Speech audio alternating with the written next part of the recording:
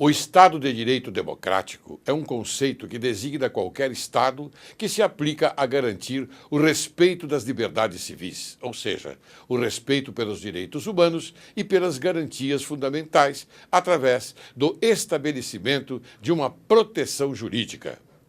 Em um Estado de Direito, as próprias autoridades políticas estão sujeitas ao respeito das regras de direito. Sempre que o Brasil se encontra em tempos de eleições, os candidatos empunham a bandeira da democracia, sobem ao palanque e bradam em seus discursos invocando o Estado de Direito Democrático. Às vezes, nem eles sabem o que estão dizendo. A ideia do Estado Democrático de Direito, ou Estado de Direito Democrático, da maneira como hoje é conhecido, é em decorrência de um extenso processo da evolução da forma como as sociedades foram se organizando ao longo dos séculos.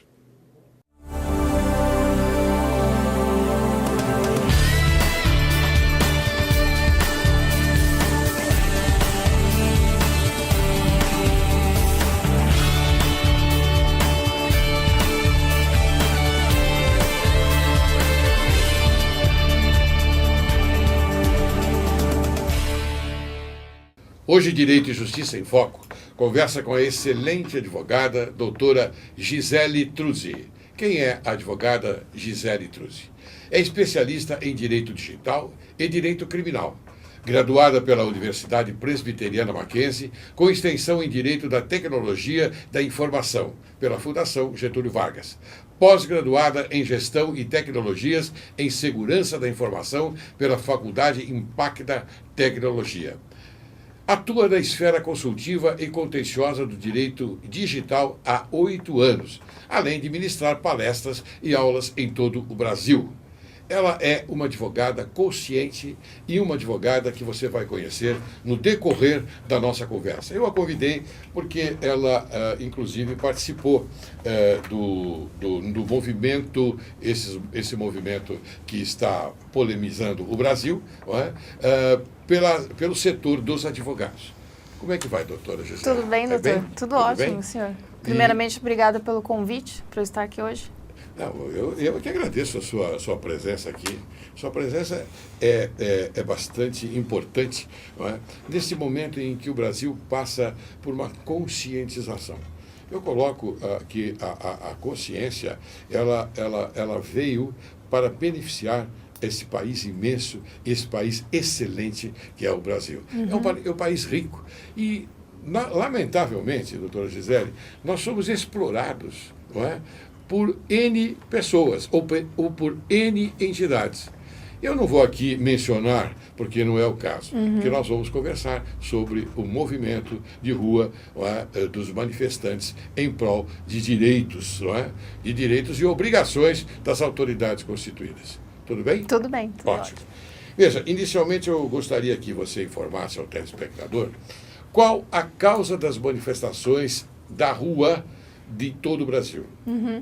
Bom, doutor, eu, como advogada, né, como cidadã também, e também como pessoa que foi para uma das manifestações, eu estive na manifestação que ocorreu no dia 17 de junho, no Largo da Batata, e tendo contato com pessoas, com advogados também envolvidos na defesa de manifestantes, eu percebi o seguinte: a causa não seria só uma, né? Acredito que são várias, mas de maneira geral, o que eu pude observar de fora seria uma insatisfação geral com a política do nosso país hoje.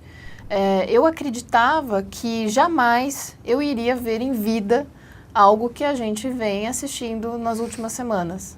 Eu ouvi minha mãe dizer isso, minha avó contar da Revolução de 32. Porque você não vivenciou a época do impeachment do Collor, não é? Sim, eu era muito pequena ainda, claro, né? Então, foi na época de 99, não, foi antes, 92.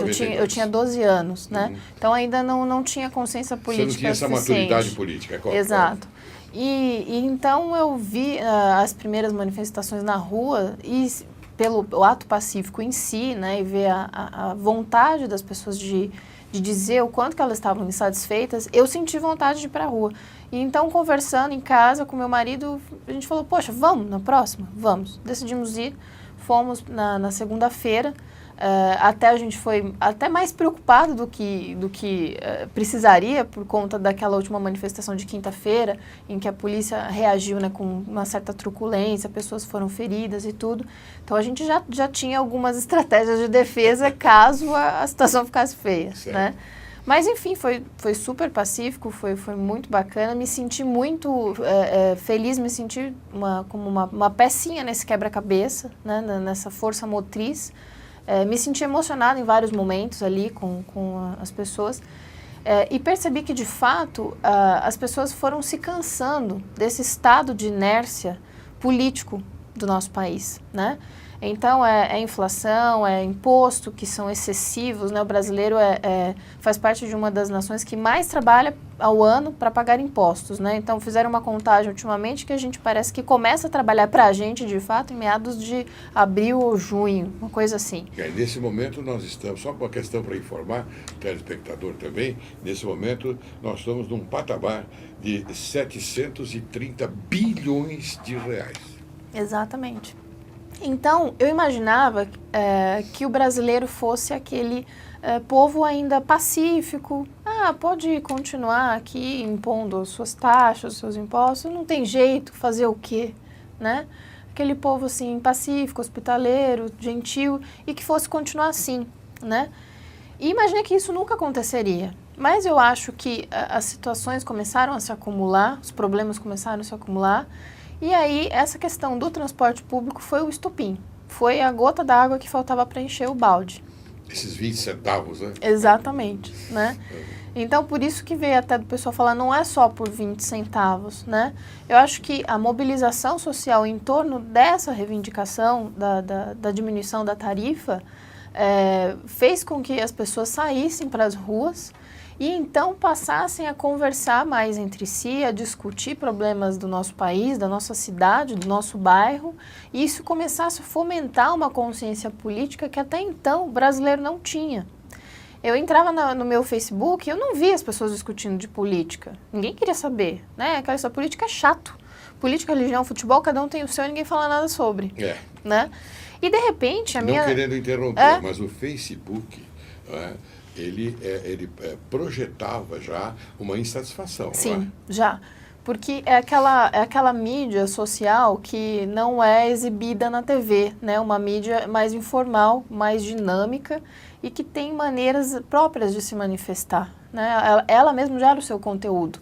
E hoje em dia, muitas pessoas que atuam na mídia tradicional, TV, rádio e jornal impresso, elas acabam usando as redes sociais como fonte. Elas vão buscar matéria lá, do que as pessoas estão falando, né?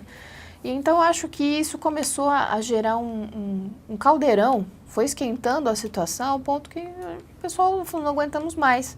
E então foram por conta dos 20 centavos, foram por conta do transporte público. Mas, bom, já que a gente está aqui na rua mesmo, então vamos gritar, vamos pedir o que a gente quer e tal. Vamos pedir as outras reivindicações. Exato. Então, assim, vamos se fazer mostrar, né? Vamos nos mostrar para os políticos, já que eles estão nos vendo aqui, o que a gente quer mudar. Então, acho que acredito que foi o principal fator foi a questão do transporte público mesmo, mas isso gerou uma série de outras reivindicações, sendo uma insatisfação política geral.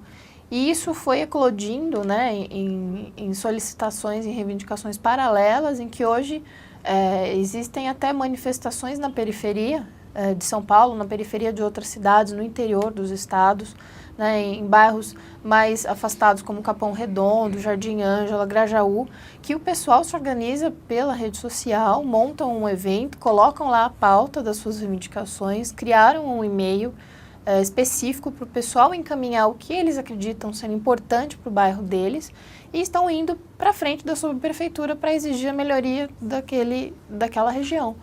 Então, eu acho que eclodiu essa vontade no brasileiro de fato, reivindicar o que a gente tanto paga e não recebe. O poder, então, das ruas, e que é o poder público, não se contrapõe ao poder outorgado pelo povo ao legislativo, não é? Não, eu entendo que não. Ele não se contrapõe, ele acaba sendo uma consequência, né? Certo. Eu acho que ele é um braço do poder outorgado, né? E que agora o pessoal cansou de ver as mesmas situações se repetindo, né? A gente vota, muda de partido, muda de político, mas a situação continua a mesma. É esse ponto que eu acho que gerou essa efervescência. Eu vou agora colocar aí uma situação que você vai raciocinar e vai me dizer se isso procede ou não. Todos aqueles que, naturalmente, se dirigiram às urnas, não é, por ocasião, naquela época das eleições, eles tinham consciência de que os partidos, através dos candidatos, estavam bem caracterizados e todos tinham algo a falar, ou seja, uma conscientização de um plano de governo. O que você vê? Eu entendo de uma forma, não sei, depois eu vou explicar a forma que eu entendo, mas eu pergunto a você primeiro, eles tinham realmente um plano de governo ou verificou-se por essas manifestações que eles não tinham um plano de governo? Que não tinham estratégias, não tinham táticas, não tinham absolutamente nada. Foi como é que eu vou dizer? Foi na emoção de um governo para o outro. Eu acredito que foi essa a segunda opção, na emoção de um governo para o outro. A questão do se fazer eleger é o mais importante e não planejar estrategicamente. Então, pode ter sido muito bonito na campanha política ou na teoria. Na prática, eles não souberam lidar com isso, não souberam aplicar o que tanto diziam e não souberam lidar até com a reação do público, né? E acreditavam também, eu acho, que eles não esperavam essa reação do público. Então, o fato de, até ontem, né, ali o Congresso está reunido para votar contra ou a favor da PEC 37, foi uma reação, vamos dizer, de um certo receio. Quando que o Congresso esteve reunido às 9, 10 da noite, não sei, para fazer uma votação em caráter de urgência. Né? Então, assim, mostrou-se, acredito que os governantes, nesse meio tempo, começaram a olhar assim, eles estão descontentes, é melhor a gente fazer alguma coisa. Então, eu queria aproveitar, já que você tocou nesse assunto, perguntar se, em decorrência desta saída às ruas pela sociedade, completa, não é? Os políticos resolveram, então, abreviar a decisão sobre a PEC 37. Eu acredito que sim, porque, pelo que eu fui lendo ao longo do decorrer do tempo, eles haviam adiado, né, a decisão sobre a PEC 37 para o segundo semestre, até por conta do clamor público e tal. E aí, como as pessoas estavam reivindicando muito isso, a votação contra a PEC 37, e essa era uma das requisições que estava inserida em várias manifestações, acredito que eles já resolveram votar isso antes para ser um problema a menos. Né? Olha, vamos mostrar para eles que a gente está vendo, estamos ouvindo as reivindicações. Acredito que tenha tido um efeito nisso também. Houve, então, uma determinação superior, tratando-se de 3 poderes independentes. Exatamente. Legislativo, executivo e judiciário. Exato. Nós tivemos ali uma mudança, acredito que muito grande, em 15 dias, na forma de agir ao clamor público desses 3 poderes. Né? A presidente fez pronunciamento, né, 2 vezes aí nessa semana. Ali o Congresso Nacional estava reunido para a votação da PEC. O Judiciário estava empenhado em dar um retorno para a população sobre a sua opinião, sobre os habeas corpus que estava recebendo. A OAB se manifestou também e tal. Então, assim, gerou um momento de consciência mesmo. Nós presenciamos que, de repente, as autoridades constituídas colocaram a público as táticas e, naturalmente, o seu plano de trabalho, o seu plano de governo. De repente, Sim. De repente. Então, para isso, precisou convocar presidente do Senado, presidente da Câmara e outras autoridades, né? Para que, então, se desse uma resposta, uma colocação ao Sim. povo no tocante àquilo que se pretendia fazer. Exato. E já foi por água abaixo esta manifestação no sentido de que se convocaria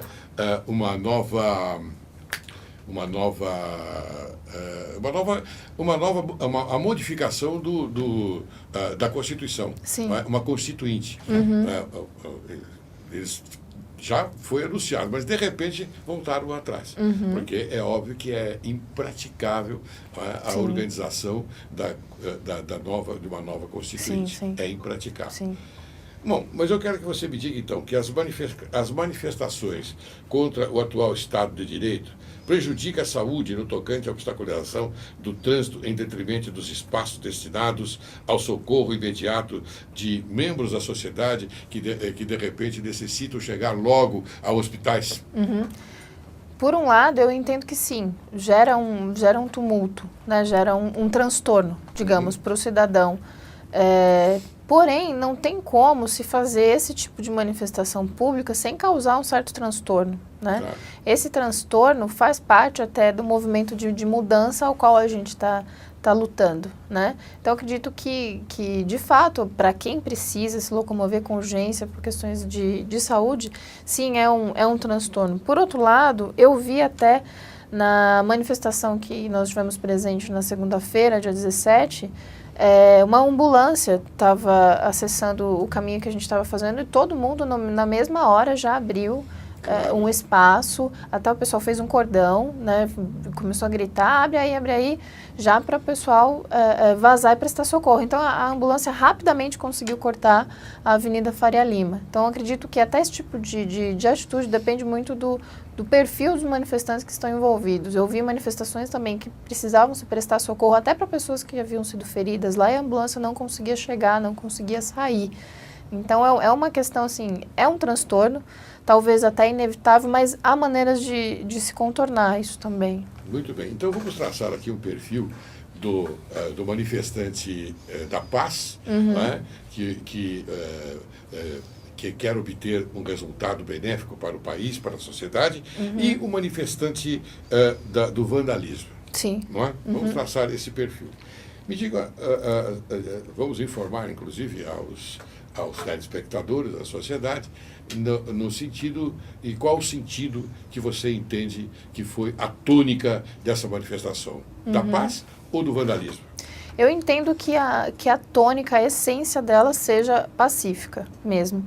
Que esses atos de vandalismo que nós infelizmente presenciamos, de fato, sejam oriundos de grupos isolados, de pessoas até, pode ser eventualmente infiltradas ali, de gente que... Aliás, eu ia fazer essa pergunta, não sei Tá. se você sabia, se você podia dizer alguma coisa sobre as infiltrações aleatórias, né?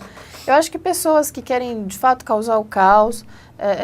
pessoal que quer tá ali para badernar, eventualmente ladrões, pequenos trombadinhas, pessoal que vê um aglomerado e fala, opa, agora é minha hora de assaltar, de saquear, de tocar fogo. Pessoal que quer causar o caos, quer causar o terror e aproveita da massa para neutralizar ali a sua identificação. Tanto que nós vimos que essas pessoas que iam para esses atos de vandalismo, elas estavam com o rosto coberto. Verdade. Se você vai para uma manifestação pública pacífica, você está exercendo o seu livre direito de expressão e de manifestação, você não tem para que se esconder.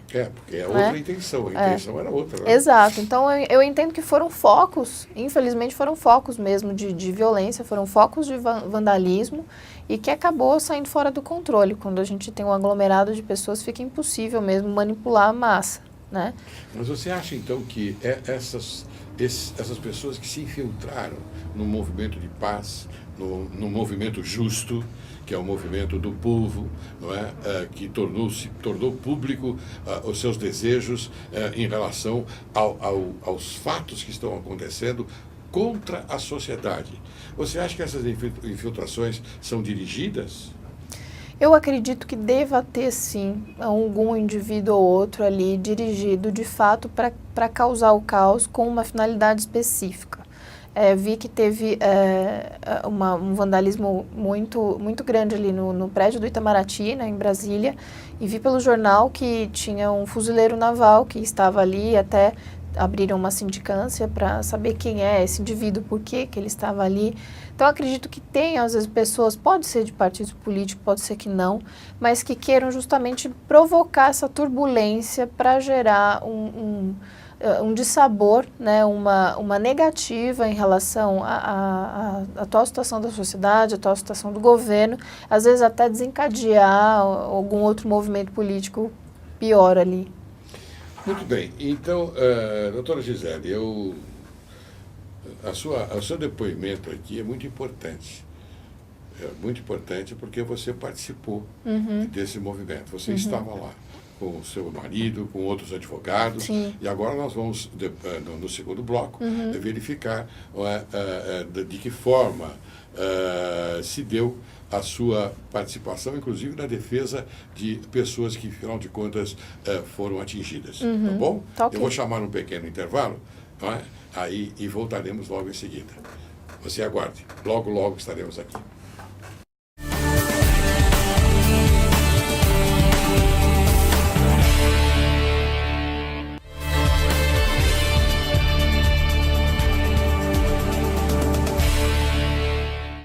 Ao retornar, eu pergunto à doutora Gisele se há jornalistas que defendem o Estado conservador do governo federal.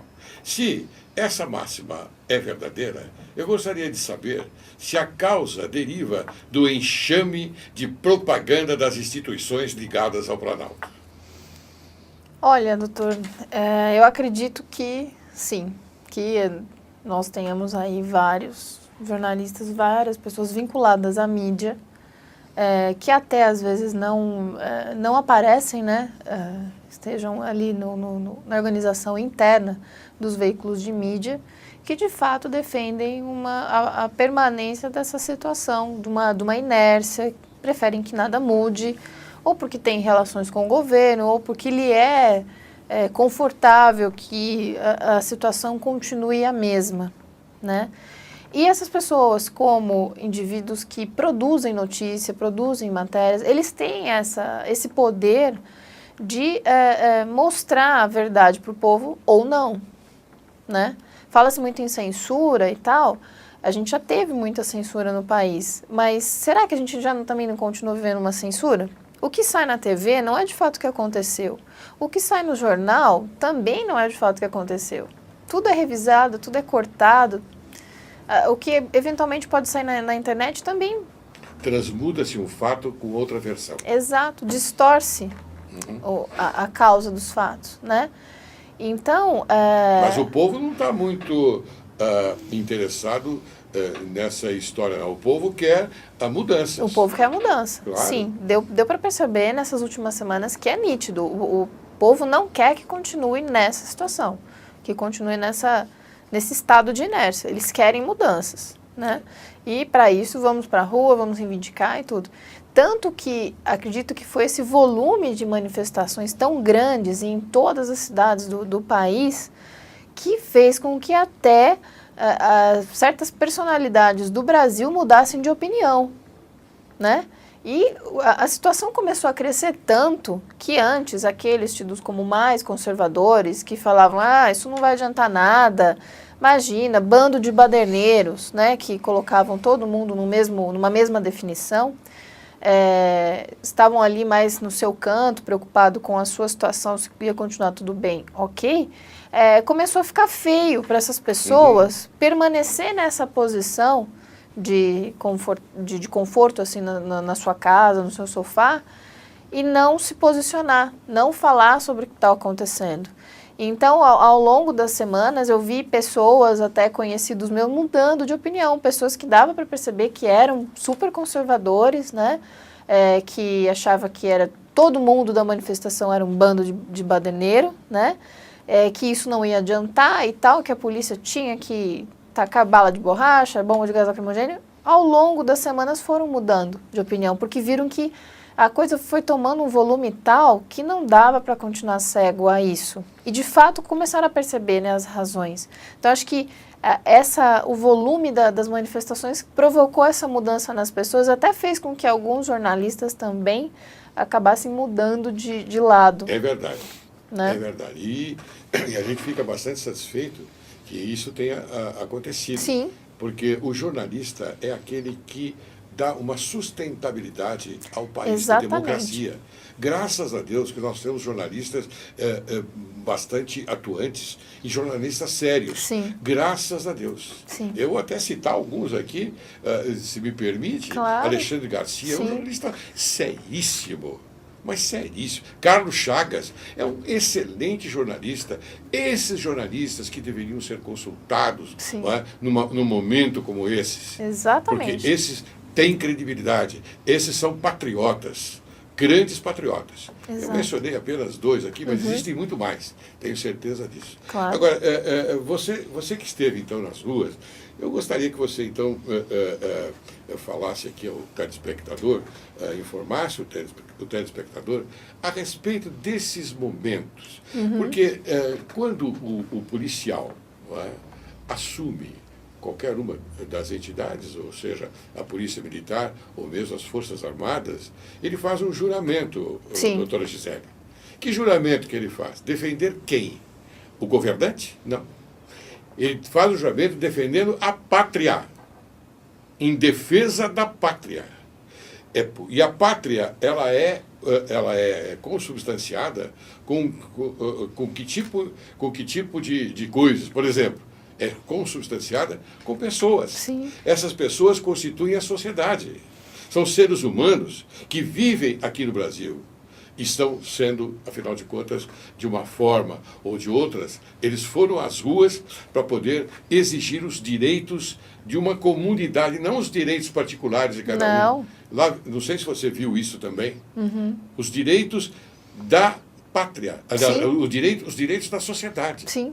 Então, eu coloquei isso porque a gente assiste, de vez em quando, os cadetes, e lógico, a gente vai a essas comemorações e a gente participa, não é? E assiste o juramento desses homens brilhantes, não é? Que são também patriotas. E eles juram defender a pátria e não os governantes.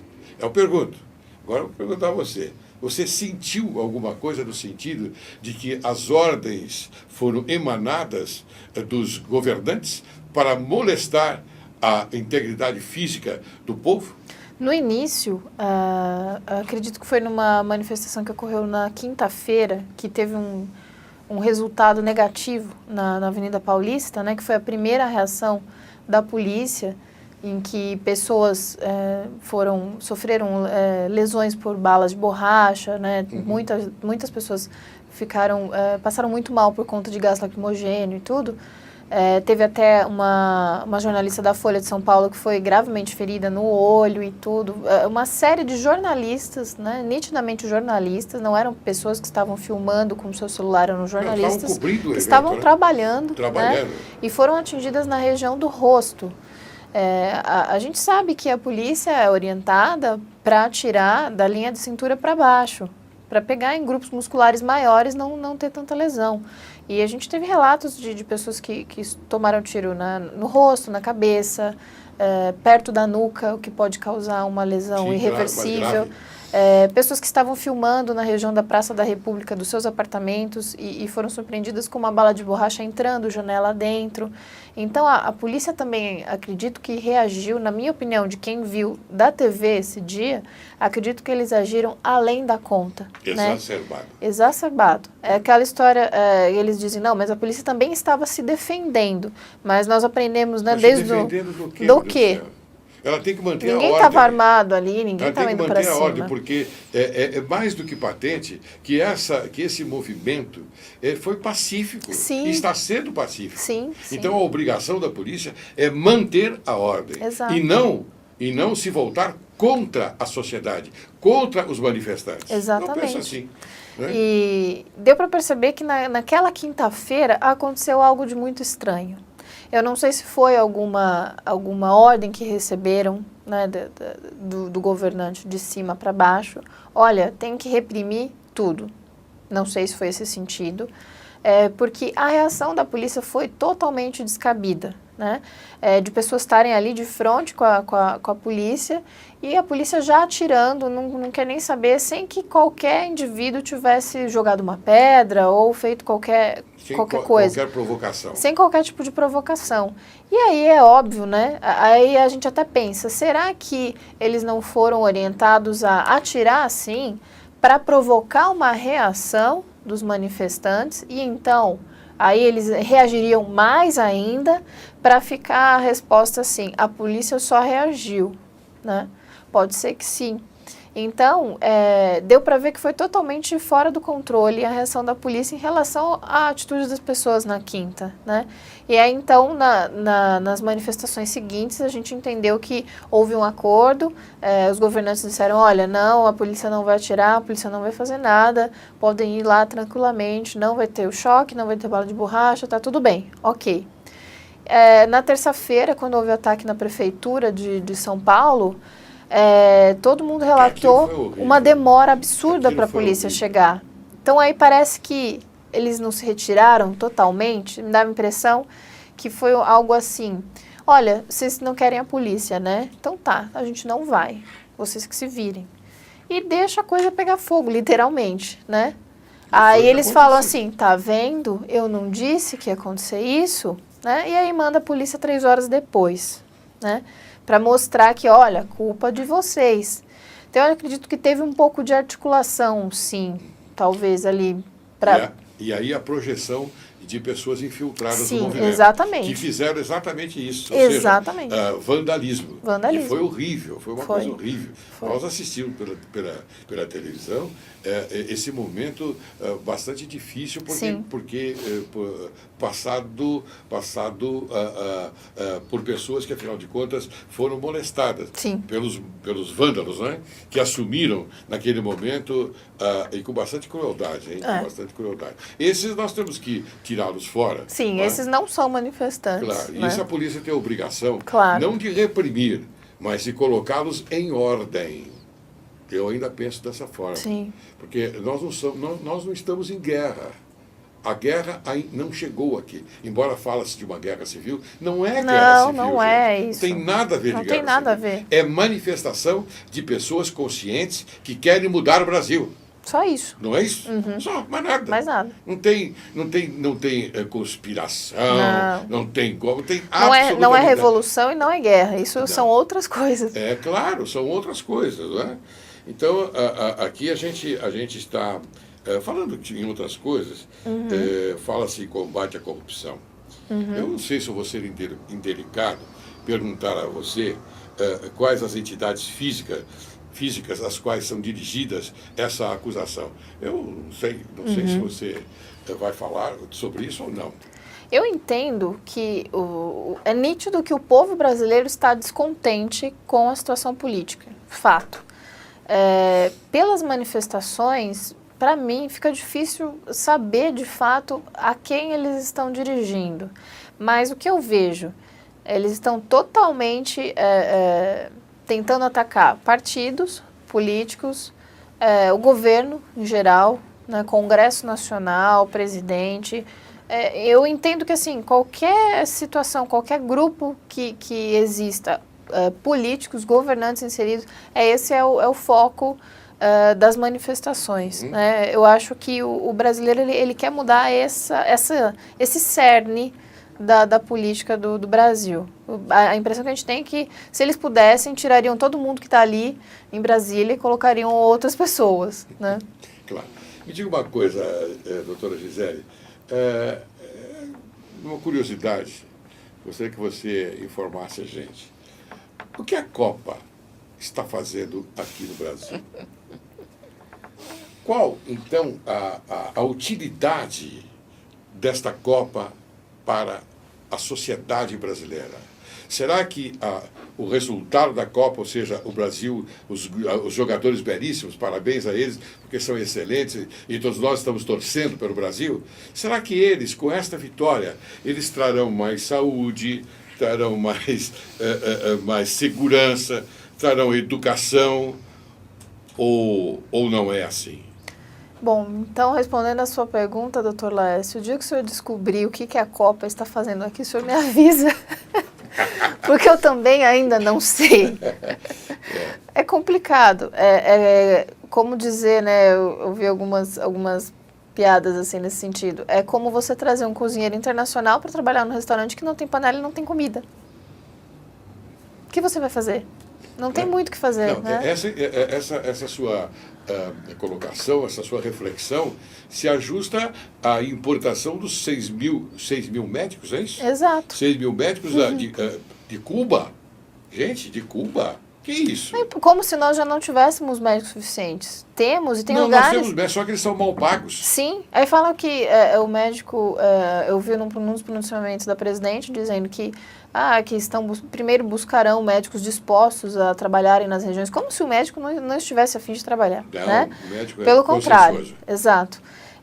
E cria-se uma situação tal que para qualquer procedimento banal que o enfermeiro faz, nós vamos precisar só de médicos. E aí pode ser que se crie uma outra máfia atrás disso, né? Claro. E nós temos médicos suficientes e bons médicos nesse país. O que falta é que eles sejam melhor remunerados e principalmente nessas regiões mais extremas, que eles tenham as condições necessárias para trabalhar, de saúde, infraestrutura e tudo. Porque, lógico, né, se você pode continuar numa cidade mais centralizada, às vezes até recebendo menos, do que ir para o interior em que você não tem nem luva cirúrgica suficiente, você tem que comprar do seu bolso, onde você vai ficar? É claro, né? Me preocupa que a importação desses médicos ocorrerá uma dificuldade de diálogo entre eles e os pacientes. Sim. Porque não há condições de se manter uma medicina, por melhor que seja, num país que se fala uma língua diferente. Exato. Daqueles que naturalmente foram importados, não é verdade? Exatamente. É a mesma coisa que importar professores de português, por exemplo. Vou importar professores de português dos Estados Unidos. Os Estados Unidos é um país de primeira linha, um país maravilhoso, primeiro mundo. Bom, vou importar de Cuba. O que esses professores vão fazer aqui? Baderna? Eu não sei. É isso? Não sei, eu não sei. Exato. Aquele ditado de estampar o sol com a peneira, né? Não resolve o problema, cria-se um paliativo. E paliativo nós já estamos cheios, né? E por que essa fixação agora num programa de governo? Depois de algum tempo. Por que essa fixação? Algum interesse há em trazê-los de lá. Eu não sei qual é. Sim. E até por conta do ato médico, me parece que tem alguma coisa além aí por trás. Você sabe que o Conselho de Medicina não gostou dessa ideia. Claro, né? claro. Em defesa dos médicos. Claro. Doutora Gisele, e a defesa que vocês estão patrocinando das pessoas que foram presas por ocasião das manifestações? Reuniu-se um grupo de advogados, umas centenas de advogados de São Paulo, para defender as pessoas que foram presas ilegalmente por conta daquela manifestação de quinta-feira em que houve a truculência da polícia, né? Várias pessoas foram feridas ali gravemente, até sem ter tido qualquer reação. Algumas foram presas por porte de vinagre, né? Outras foram presas por averiguação. E a prisão para averiguação não existe mais no nosso Código Penal. Então, constatados esses atos ilícitos de prisão, essas prisões indevidas, alguns advogados começaram a se movimentar, montou-se um grupo na rede social, no Facebook, para prestar auxílio jurídico para essas pessoas, né? Isso é gratuitamente? Né? Gratuitamente. E a maioria dos advogados também, advogados que estiveram presentes às manifestações, também são pessoas que estão ali engajadas, né?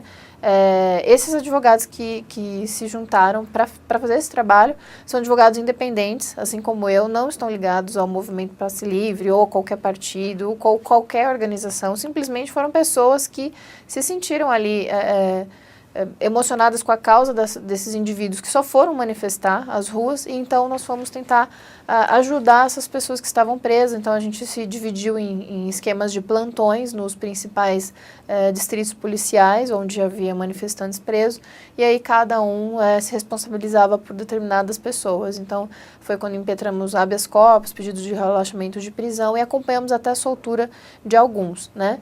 E aí, por conta Inclusive por prisões ilegais. Né? Sim, inclusive por prisões ilegais.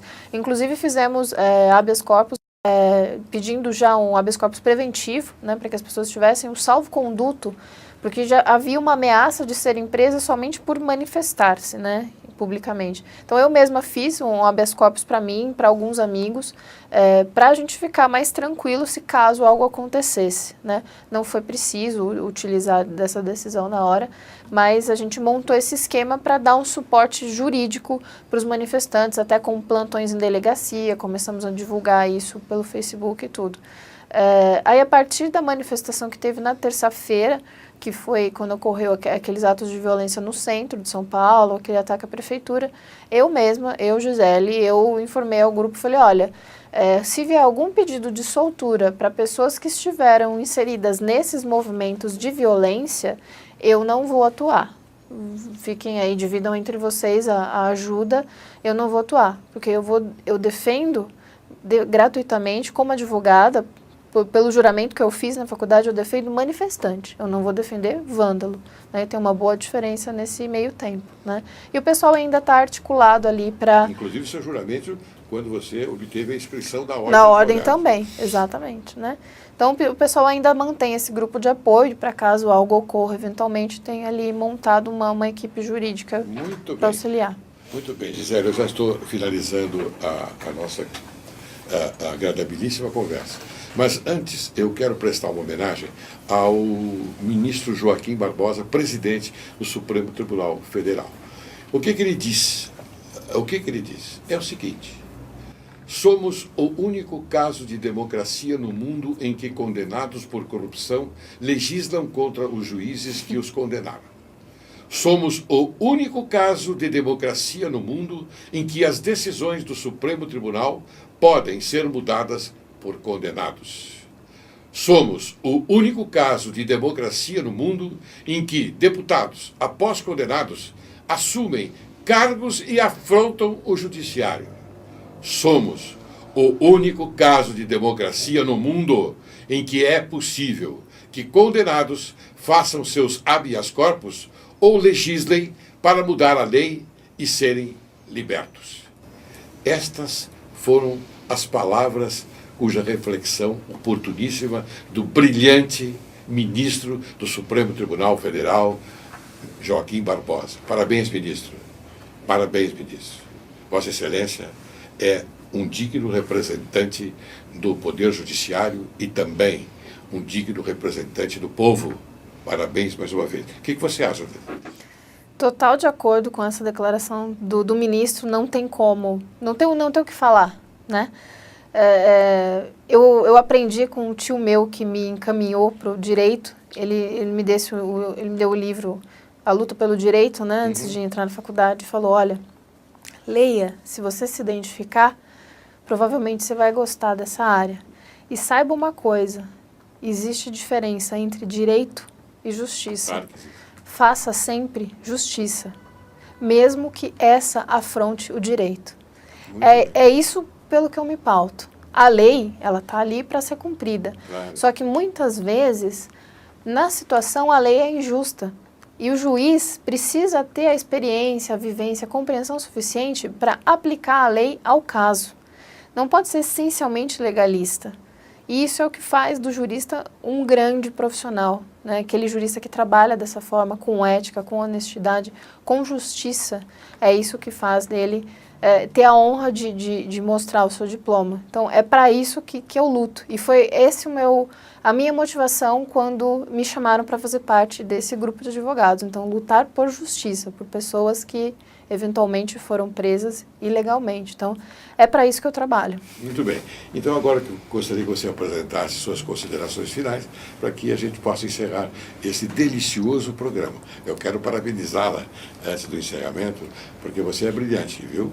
Obrigada, Você doutor. é brilhante, eu tenho certeza absoluta que o telespectador vai apreciar bastante a sua posição. Que Por bom. favor, suas considerações finais. Eu, primeiramente, agradeço o convite de estar aqui com o senhor nessa conversa muito proveitosa. É muito honroso para mim, como advogada, sentar numa mesa e bater um papo tão proveitoso com um desembargador. Isso é raro para a gente na nossa profissão, né?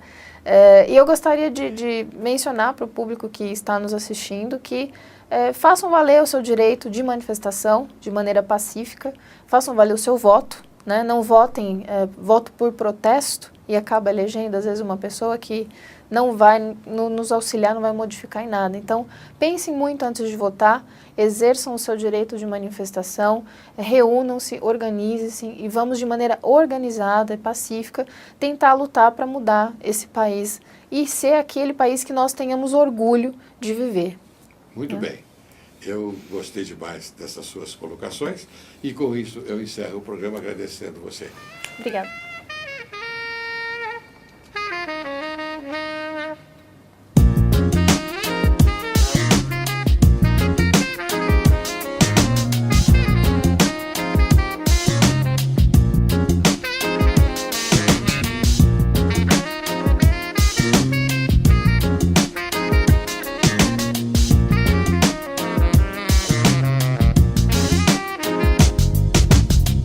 Si ma folie fait ton désespoir,